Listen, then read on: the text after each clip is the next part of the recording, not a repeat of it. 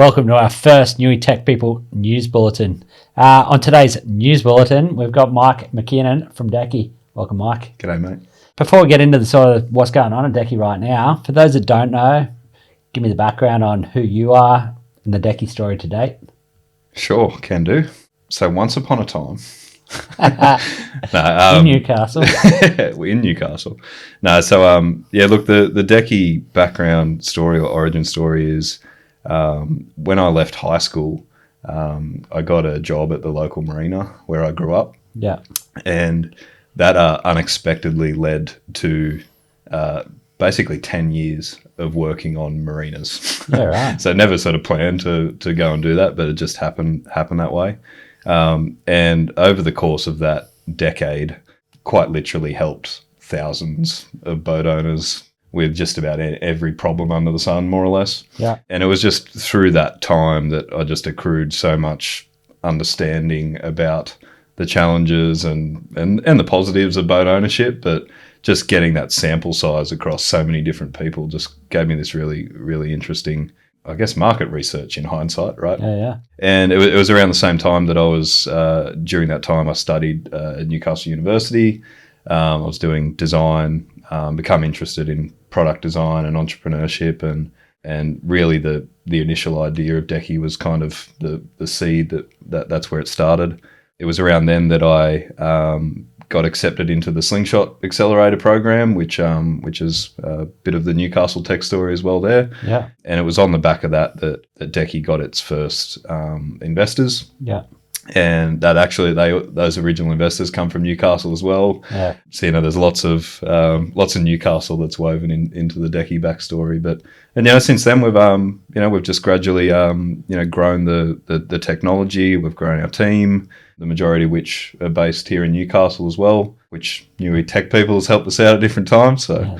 Didn't pay me to say that, but hitting that's where we are, brings us to where we are today. So. Yeah, mate. Definitely Newcastle success story.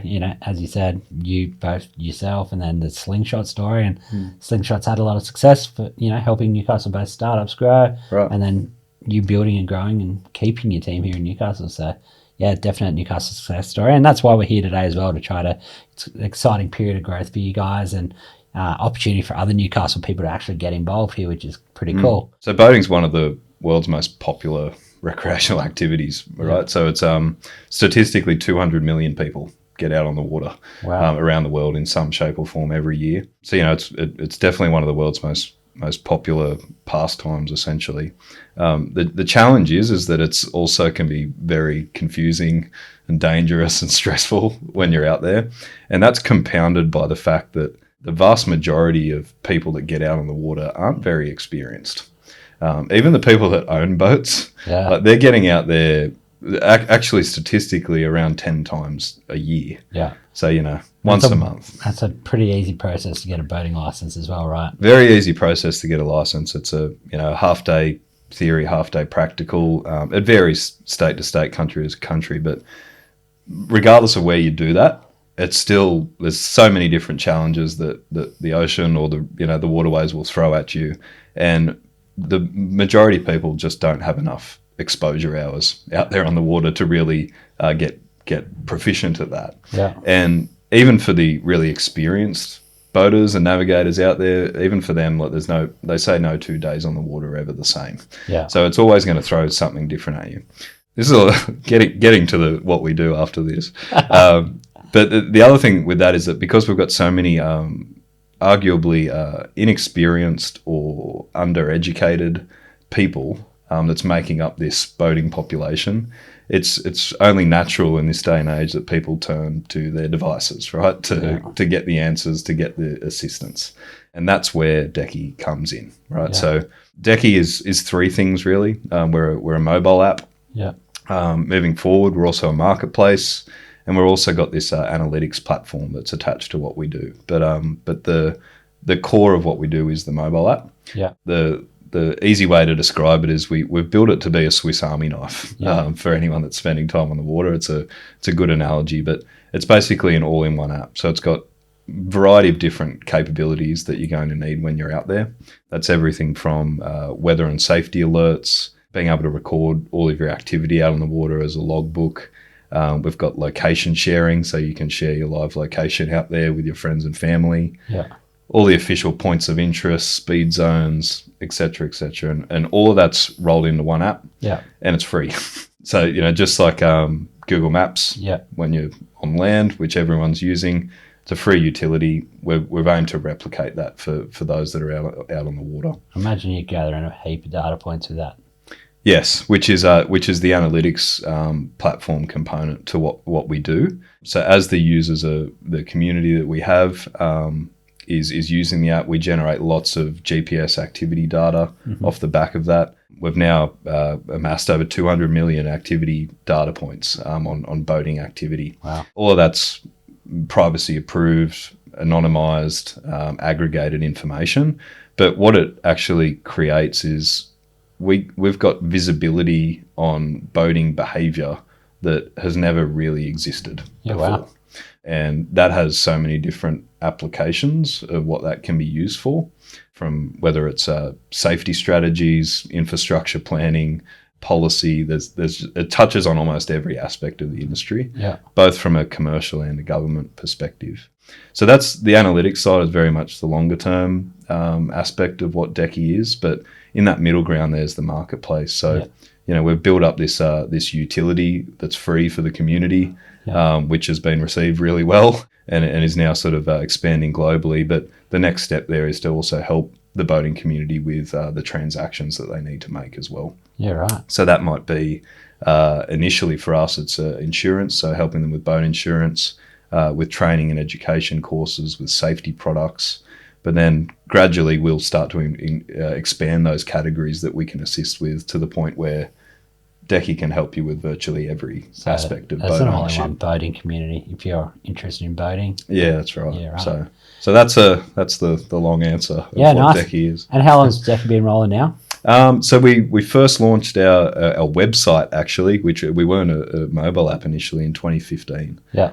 So we started actually as a desktop site, and it was desktop a few would be years pretty handy when you're out on the water, right? Not quite. Nice, mate. And obviously a lot of growth from a desktop website through to the mobile app. Now, how many downloads have you got? So we've had over 300,000 boaters now use the Deckee app. The majority of that's been in Australia, and at the end of 2021, we started our first expansion into the US, which has been pretty exciting.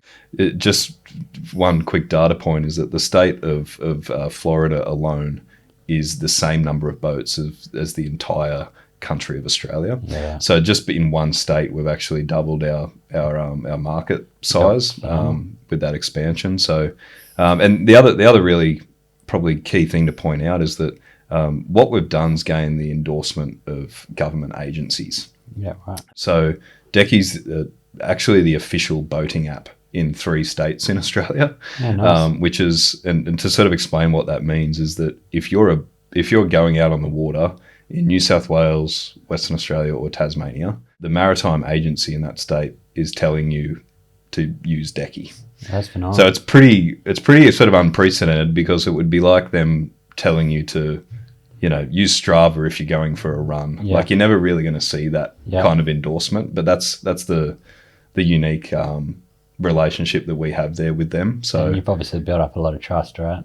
Right. And, hopefully some more states coming on board soon if things can continue going the way that they are. And until we get to a point where we actually have a private business, an independent business, which is actually a nationally endorsed application for anyone that's doing that activity. So that's really a good opportunity. Pretty unique position that we're in. Yeah, really nice. Mate, that sort of brings us to where we're at today. And one of the reasons we're having this conversation, I've got some inside understanding of what's going on, but I think it's a really cool opportunity for Newcastle. I know Newcastle tech community and Newcastle as a whole, there is a thought process and a feeling around Newcastle supporting Newcastle's. People from Newcastle, I feel like there's an opportunity right now with the growing Newcastle company that was born locally, who's stayed local, and is growing nationally and internationally for people to now get involved. I'm quite interested in the startup space, both from an early investor perspective and also sort of later on. But this is an opportunity, I guess, that most people don't normally get at investing in a company that's actually got runs on the board at a later stage. Like most of the time you get an opportunity to invest in a company, it's either very early stage, very high risk. This sounds like it's an opportunity now that people from Newcastle could potentially get involved here at a later stage where the company's actually already established. So, mate, give us an overview, or if you could let our audience know, essentially where we're at and what you're going through at the moment. Yep. Yeah. So, look, what we're about to announce in the first week of September is our equity crowdfund capital raise, which is a pretty exciting step for a bunch of reasons. But it's very unique because this time around, when we've gone to raise capital for the continued growth of the business, we looked at equity. We've always thought about equity crowdfunding as something that would be really aligned to everything that we do. We've chosen not to do it at different times for different reasons, but this time around it felt right. And the reason why it's so fitting really comes back to the mission behind what we do.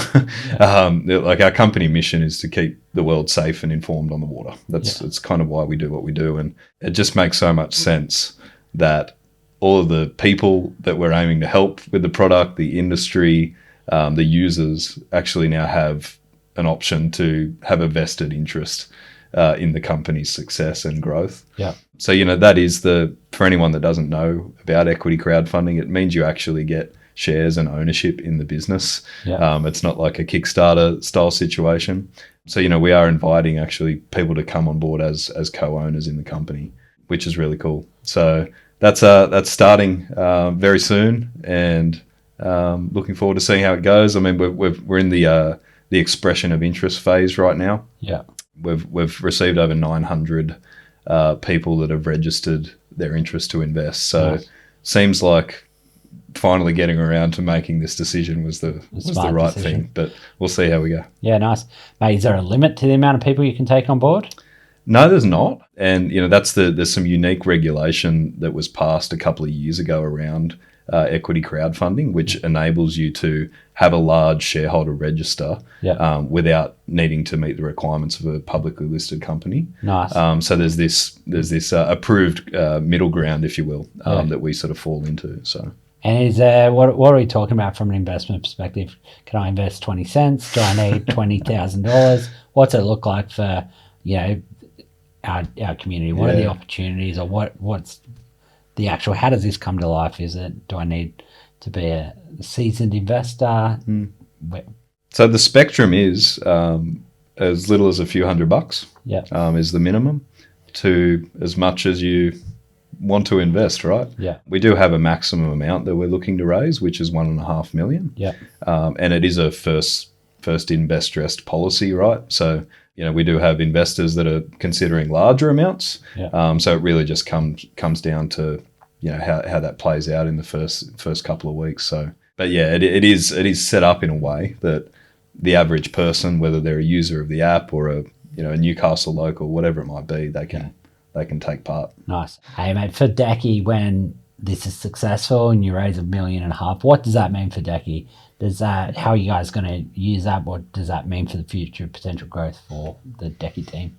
Yeah, so there's a couple of key things that we're really looking to do with the funds. So we're really starting to now expand internationally. Yeah, nice. So we've taken the first couple of steps into the US, but the US is such a huge market. So there's just so much room for growth now. And we've built our platform and everything that we do in a way that is globally applicable and scalable. So we're really looking to now start to expand on the success that we've had here locally in Australia and replicate that. We need to grow our team as a result of that. We're particularly looking to start scaling up marketing and business development to support the commercial growth of the business too. Yeah, nice. And I suppose what that means for anyone thinking about investing and getting involved is that, where we're seeing the company going over time, it could be a number of different scenarios. There's the potential exit to buy an acquisition for a larger company in the maritime industry that sees a lot of strategic value in what we're doing. Obviously, there's the possibility of an IPO, although nothing's guaranteed, of course. But probably the third and most interesting or exciting thing to think about is that if we continue to grow the community, the utility of the app, we get to this point where Deckee is a ubiquitous tool used by people out on the water. We're seeing this trend moving towards everything being software driven, right? And we have this thesis, I suppose, is that if that continues to play out over time, we'll get to a point where a software company doing what we do may become more valuable than the hardware companies in this industry. Yeah. And when I say that, I mean companies like Garmin, for example, Navico. There's a few that are the leading global manufacturers of marine electronics. And these are multi-billion-dollar companies, right? So that's where we also see the sort of third possibility there is of what Deckee ends up becoming. In that situation, there'll be liquidity opportunities there for all shareholders. Yeah. It means that we're looking to obviously increase the value of the company between now and that point in time. Yeah. So that's ultimately why you would look to give it a go. There's a lot of really successful companies that are built out there on building a community first and then monetizing that community secondly as well, right? So it sounds like the journey you're going on is really being community focused, build that actual vehicle for the community and then, monetize. Or the vessel maybe. The vessel, hey, look at you go. You've done this before. And then, monetization opportunities for that community as well. Yeah, it sounds like there's plenty of opportunity there. And that's not even touching on that analytics side, so. Right. Data is valuable, as we all know. Mate, this sounds like a really exciting opportunity for those of the Newcastle tech community, our New Tech People podcast listeners. How do they get involved? Is it, you mentioned expressions of interest. Is this on the website? Yep. How do you find information? And we'll link this up as well on our show notes. Sure. The way to actually do it is through a platform called Equitize. So it's equitize.com. I'm not going to try and spell that word because I'll probably stuff it up. But Equitize is an officially approved equity crowdfunding platform that we've partnered with to facilitate the round. Yeah. So all of the process, the information is all hosted there on Equitize. Mm-hmm. If you jump on their website, you'll see us there somewhere on the homepage. It shouldn't be too hard to find, but we'll link it up on newtechpeople.com.au. We'll put it on a podcast page and we'll send a link straight to there. Sure. And then all our socials as well, so try to make it easy as well. You're a nice guy. Nice. Oh, mate, as I said, the New Tech People podcast and our company's been sort of established, especially the podcast, to help support the local community, and I feel like mate, this is as good a time as ever. I've known each other since I started recruiting in Newcastle, 5-6 years ago, and that's where you guys were born at the same time, so we've been on a similar growth journey. So I feel like it's a really good opportunity for us to try to share this message with the local community and see if we can get some local tech people involved, or it don't have to be tech people, just local Newcastle people involved in this opportunity. Yeah, probably one thing I'd add to that is it'll be interesting.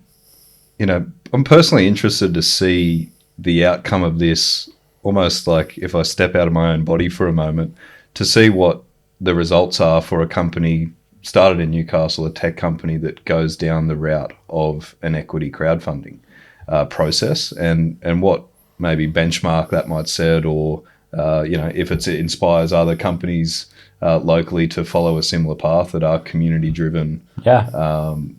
Community-driven products and companies. So no, I love it because especially like Newcastle, especially in the tech community, we talk a lot about, hey, for our community to continue to grow, we need to, both build tech companies here and let them have success to create job opportunities for other people, or ship a big company in here who's going to launch a satellite office or something here. But everyone talks about the growth of the technology community and helping support that and build that. I feel like this is a real opportunity for people to get involved, even if it's as small as a couple $100. But as my ticket in, hey, I'm supporting Newcastle, tech community. I'm supporting opportunities for others. That's the other part that I'm super excited about. Like, if you guys have success with this locally, like I'm sure you'll have success in total. You'll get the $1.5 million, but to get a portion of that from Newcastle tech community and see how that that success, that we could see other smaller businesses for Newcastle tech community use that vehicle to also raise, and again, an opportunity for the local community to get involved in supporting the growth. It's like, because there's just no examples out there right now, right? It's a pretty small sample set of like companies that have done this successfully, that have gone on to do even bigger things. Hopefully we can be that. Yeah. So we'll see. No, I love it. Appreciate your time today, mate. I'll definitely be supporting it individually myself. And I hope, a few of our listeners get involved. So this is not financial advice, but disclaimers. But no, I'm super keen to see how this plays out. Thanks, hopefully, man. Appreciate it. See some success. Thanks for having me. Cheers.